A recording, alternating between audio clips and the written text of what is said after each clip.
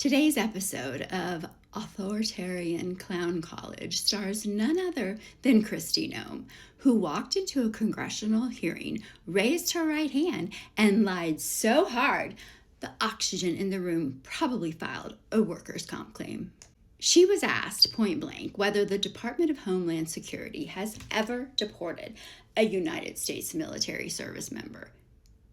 She said no. Not I'll check, not I'm unsure, not let me confer with staff. She said no. Full-chested, dead-eyed, a lie you could cut into slices and serve at a fundraiser.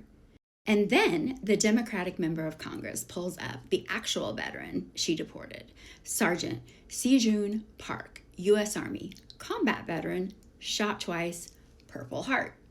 A man who sacrificed more for this country than every dumpy official in that room combined. He struggled with PTSD and substance issues like thousands of veterans. And instead of helping him, Noem's DHS deported him to Korea, a place he hasn't lived since he was 7. She knew it. She signed the papers, and she still said no. That's not confusion. That's perjury. On camera, under oath, during a congressional hearing. But wait, the circus tent doesn't close there, because this same DHS claims Antifa, which means anti-fascist, is America's #1 domestic terror threat. Yet, when asked where Antifa exists, how many members they have, or how they determine this, they suddenly became moths trapped in a lampshade. It's ongoing. It's fluid. We're building out the infrastructure. We can't identify anyone. We can't prove anything. Sir, madam, folks, you cannot roll into Congress like a bargain bin superhero, declaring Antifa is the threat and then get amnesia the second someone asks you to name literally one fact.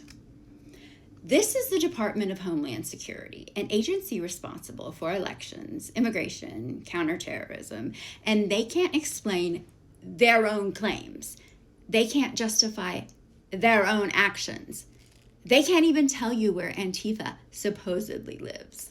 But they can deport a Purple Heart veteran and then lie about it to Congress. The dumpy regime is running our Homeland Security like a busted carnival ride held together with caution tape and chewing gum. America deserves better than this clown parade.